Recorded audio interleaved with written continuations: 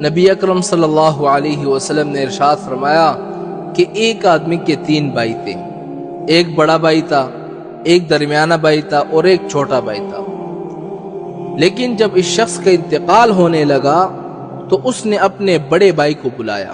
اور کہا کہ آپ میرے بھائی ہیں اور میری موت کا وقت آ گیا ہے، میں یہ چاہتا ہوں کہ آپ میرے ساتھ رہیں، میری قبر میں بھی آپ تشریف لائیں اور مجھ سے کبھی جدا نہ ہو۔ وہ بڑا بھائی کہنے لگا، میں تو یہ کام نہیں کر سکتا، ہاں اتنا کر سکتا ہوں، جب تک تیری جان میں جان ہے تیرے پاس بیٹا رہوں گا، لیکن جب تیری جان نکل جائے گی پھر میرا اور تمہارا کوئی رشتہ نہیں۔ وہ مرنے والا مایوس ہو گیا۔ دوسرے بھائی کو بلایا اور کہا کہ دیکھو آپ بھی میرے بھائی ہیں، آپ کا اور ہمارا دوستانہ تعلق رہا ہے، ہم میں پیار رہی ہے اور ایک دوسرے کے ساتھ مل کر زندگی بسر کی ہے، اب میری موت کا وقت آ گیا ہے، بہتر یہ ہے کہ آپ میرے ساتھ قبر میں آ جائیں تاکہ وہاں بھی ہم ساتھ ساتھ رہیں جس طرح ہم دنیا میں ساتھ ساتھ رہیں۔ وہ کہے گا ایسا تو نہیں ہو سکتا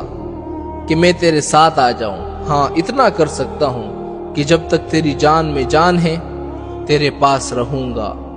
جان نکل جانے کے بعد تجھے نہلاؤں گا، دلاؤں گا اور پھر اس کے بعد تجھ کو اٹھا کے لے کے جاؤں گا، قبر میں تجھ کو پہنچا کر میں واپس آ جاؤں گا۔ وہ مایوس ہو کر جو تیسرا بھائی تھا سب سے چھوٹا اس کے پاس گیا اور اس کو بلایا اور کہا کہ دیکھو میں نے تجھے مارا بھی ہے، پیٹا بھی ہے، تجھ پر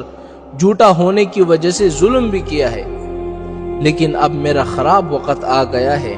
میں مرنے جا رہا ہوں، میرا کوئی سہارا نہیں، اس لیے میں یہ چاہتا ہوں کہ تو میرے ساتھ ساتھ رہیں اور تو میرے قبر میں بھی میرے ساتھ آ جا۔ تو تیسرا بھائی کہنے لگا کہ ہاں جب تک کہ تیری روح موجود ہے، دم میں دم موجود ہے، تب تک میں تیرے ساتھ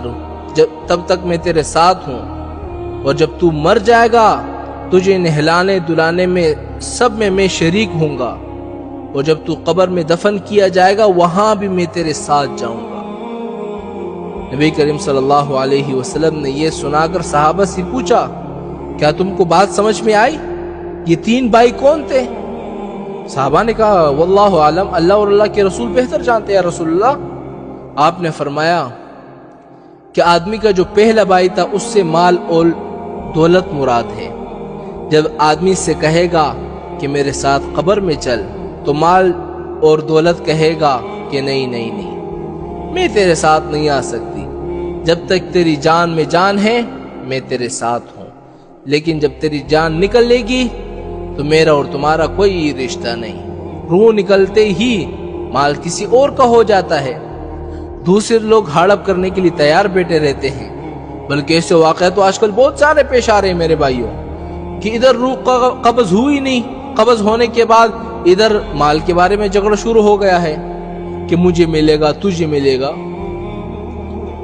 اور میرے نبی نے فرمایا کہ دوسرے بھائی سے مراد دراصل رشتہ دار ہے، دوست احباب ہے، یہ آدمی کے ساتھ اس وقت تک رہتے ہیں جب تک قبر میں اس کو دفن کیا جاتا ہے،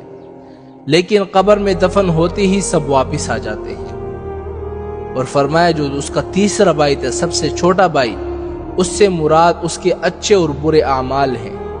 کہ جو اس کے ساتھ قبر میں بھی جائیں گے، قبر میں ساتھ رہیں گے،